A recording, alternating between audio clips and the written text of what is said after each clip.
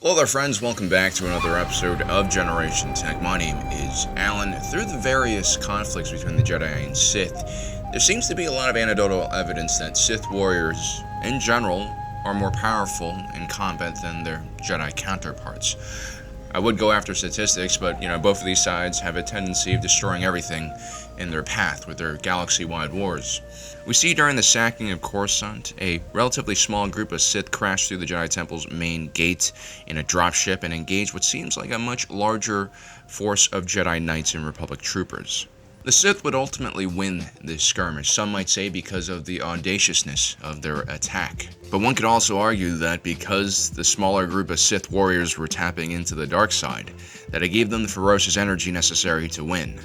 In the most climactic moment of the battle, the leader of the Sith, Darth Malgus, would engage the leader of the Jedi, Master Zalo, in a direct one-on-one combat. The two were pretty evenly matched, but ultimately the dark side would prevail over the light, anger would defeat peace, and the rest of the Jedi would rout soon after.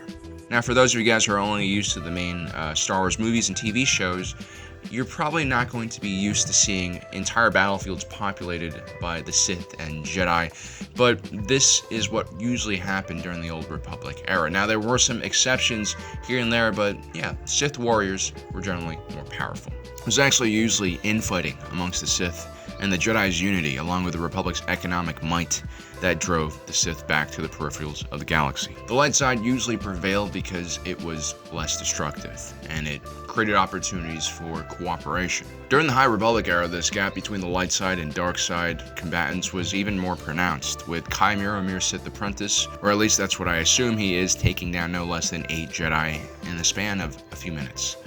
Now, Chimera most likely belongs to the Rule of Two Sith, which means he spent quite a lot of time in the shadows studying the Jedi's weaknesses and basically trying to figure out how to defeat them. And so he brings a lot of interesting tricks to the battle. He has this neat Cortosis helmet and bracer, which definitely stunned the Jedi when they first encountered him. He also has tactical soup, which is warm and nutritious. Why do you love people who can only go so far? Who can't go as deep as you can? But also, the Jedi of this era were extremely weak when it came to their martial skills. 1,000 years of peace meant that most Jedi only had theoretical knowledge of what it would be like to fight a dark side Force user in lightsaber combat. Compared to the Old Republic Jedi, these individuals stood even less of a chance of winning. But regardless of what era you go to, I believe that generally a Jedi will always lose to a Sith combatant who is of the same skill level and experience. And that's really due to just how the light side and dark side of the Force works. There's a line in the Acolytes where Chimera, Sith apprentice, is essentially trying to convince Osha, a former Jedi, that she has quite a lot of untapped potential. If you are a Jedi, you know it's something you must exercise. Without training, it fades. And that's what they told you. The Jedi teach there's only one way to access the Force. And if you don't do it their way, it fades. So the traditional way for a Jedi to become a powerful duelist is quite difficult when compared to how a Sith taps into their power. It's not just about practicing the various forms and martial training. It's not just about physical discipline. If so, Anakin would have had a much better chance against 80-year-old Count Dooku during the Battle of Geonosis. Actually, now that I think about it, Dooku was probably using more Jedi concentration techniques during that duel than Anakin was. I mean, he was all emotional. Brave of you, boy. Which is ironic. I guess Dooku was always a very interesting Sith Lord. You see, the Jedi don't fight in the way that non-Force sensitive martial arts combatants do. And when they duel with their sabers, it's nothing like sword fighting. Yes, you drill forms and angles and footwork like crazy until it's second nature. But from a mental perspective, the Jedi generally fall into the Force and let the energy basically enter all their pores and take over their body's control. When you see a Jedi blocking blaster bolts or parrying a weapon, it's not that they have supernatural reflexes, they have precognition through the Force. Sort of like a spidey sense that tells them to move quicker than they can even think. And this is what Osha is talking about. The Jedi stress that you need to really calm your mind, discipline yourself, and really practice connecting to the Force, because it's much harder to do that in a life or death situation than when you're just sitting and meditating. This is why when we see Luke get trained, when we see Sabine get trained, they are given masks to cover their eyes. Because our brains, especially people who have very singular focus on things, can't really tap into multiple senses at the same time. especially when you have hot blades of plasma swinging in your face and all that light is distracting you and the noise and the smell. But when you close your eyes, you begin to reach out with your other senses. Ideally, you can clear your mind and connect to the Force in this way. When Kanan Jarrus was blinded by Maul in that duel on that Sith temple, he was quick to adapt to the loss of sight, and he found very quickly that he had an even stronger connection to the Force with one less sight to distract him.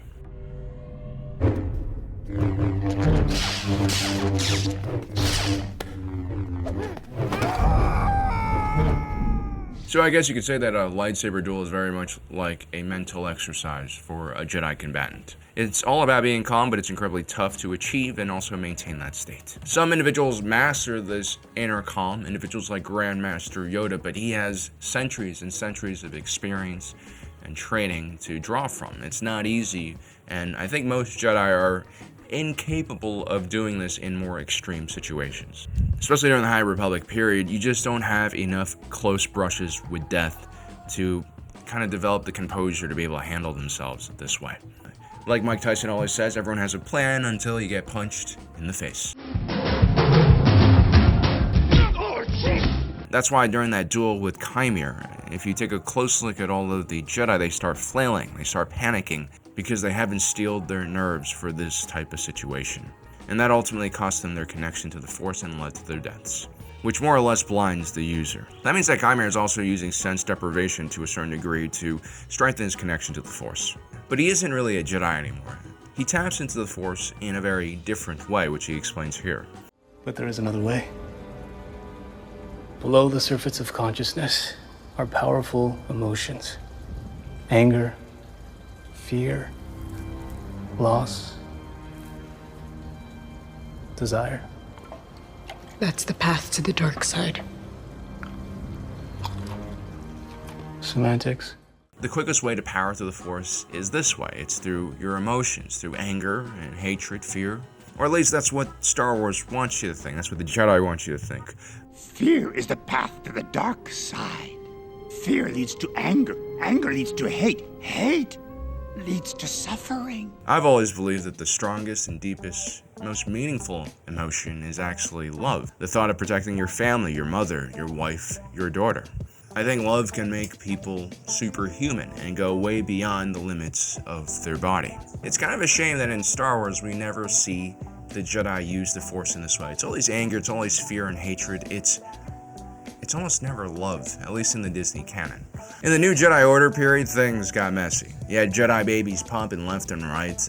People were falling to the dark side for love, which sounds like a rock ballad from the 80s. Like, I wanna know what love is.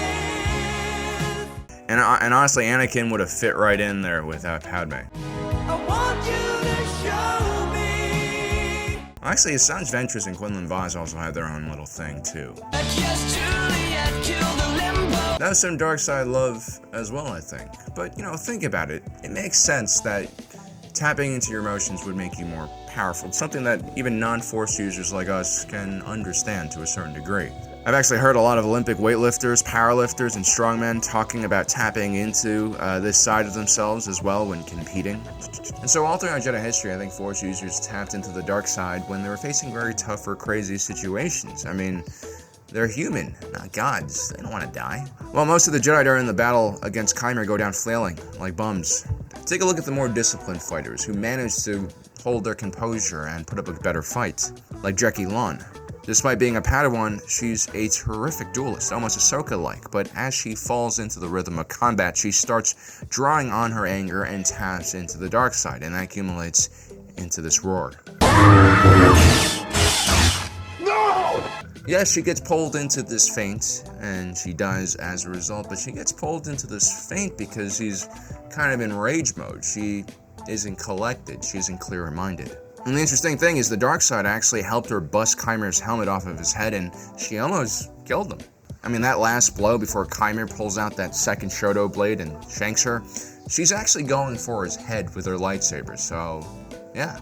And what about Jedi Master Soul? He's clearly a more trained swordsman than even Chimere, but even he struggles initially against the dark side Force user and all of his tricks. But finally, after watching his Padawan and Yor die before him, he also goes to the dark side.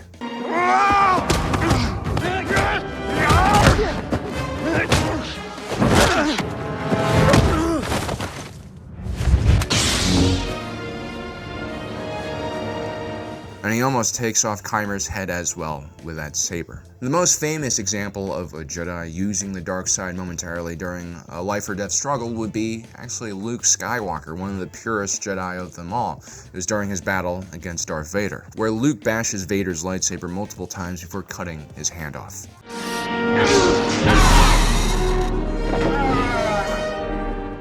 I mean, that is a very similar type of emotion that Master Soul displayed. Any kind of repeated striking in one place is usually done out of frustration and rage. I mean, if you're more clear-headed, you want to switch up the combos or something, you know? And Luke, despite being a prodigy in the Force, should have never stood a chance against Darth Vader. I mean, this is a very Mary Sue moment. I mean, Vader by this time had decades of combat training and experience. He'd fought in 2 entire wars. I mean, he was even taught in the Jedi Temple and then by a Sith Lord. Luke was taught by 2 old crazy dudes in a starship in a swamp. Okay, maybe that's not fair. Now, it's not to say that the light side is inherently weak. It might be tougher to cultivate, but this whole light side versus dark side, which is stronger debate, is as stupid as, you know, PlayStation versus Xbox, because PC Master Race. But no, seriously, what side of the Force works better for an individual really depends on their personality and experiences. The dark side seems more powerful because most people can easily tap into their emotions and use the dark side. It's a part of human nature. But there are also people who are naturally aligned to the light side. Individuals who are calmer by nature and don't get frustrated, don't get angry very easily. Individuals like Rey, another Mary Sue. You guys remember that scene with her versus Kylo Ren where she completely calms her mind and remembers how to use the Force.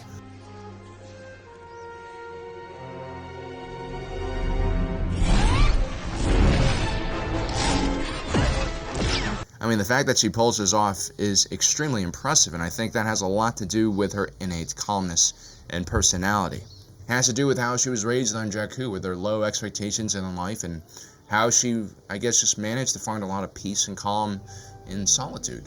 There's also a lot of sand on Jakku, and that gets everywhere, and if you can deal with that, you can deal with almost everything. I mean, that is really the litmus test of what your personality is. Anakin, on the other hand, obviously is a little more hot-headed.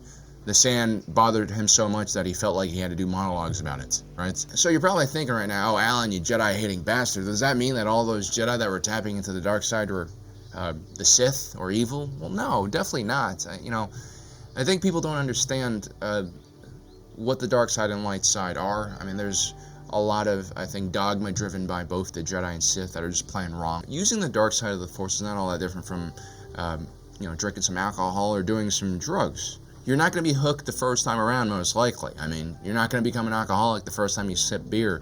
You're not going to be robbing your mom for drug money the first time you smoke a joint. And the dark side is really the same thing when you use it.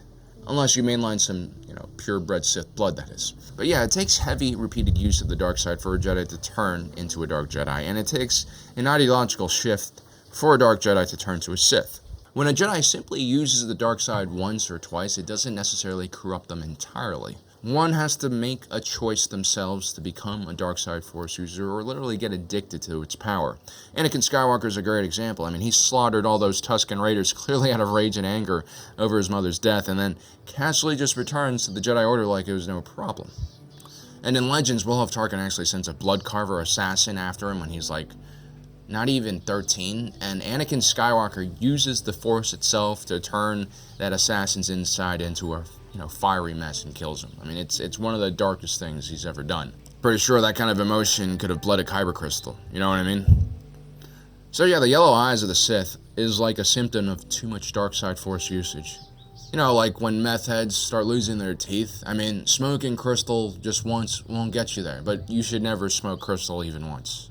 That's one of those things where one time could get you addicted. I mean, take a look at Count Dooku. He was relatively well preserved for a Sith Lord, and that's because he wasn't an emotional wreck or an angry individual. His turn to the dark side was far more rational and calculated choice, in my opinion, and not driven by pure addiction to dark side energy or emotions. The problem with the Jedi ultimately is they looked at the dark side like some 1980s DEA agent. They looked at the dark side as the ultimate evil, something that should have been feared and banned completely, something that was completely immoral.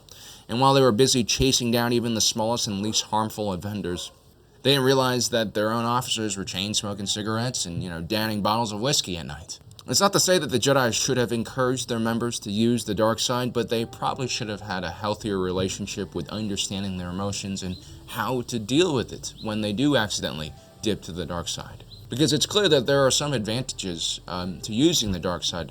I would say it's worth it to keep yourself alive, and I think a lot of even Jedi in the High Council would agree to that. You don't want to see all of your Jedi Knights dying because they're not able to use this untapped Force potential. And let's say the Jedi Council is ideologically opposed to using the dark side. Well, I've always said, then you have to ask yourself, why are you putting your members in risky situations where lightsabers and life or death situations are involved? You can't just expect people not to use every advantage at their disposal. I think in those cases, they just aren't being realistic or truthful about how people interact with the Force. Again, I feel like only a small percentage of individuals can actually use the light side of the Force in a more potent way than the dark side of the Force. There's a good percentage of the Jedi Order that are clearly more dark side aligned naturally. Individuals like Anakin, like Osha, like Master Soul, and I think you have to be realistic when you're leading an organization like this. Contradicting policy usually leads to a lot of problems.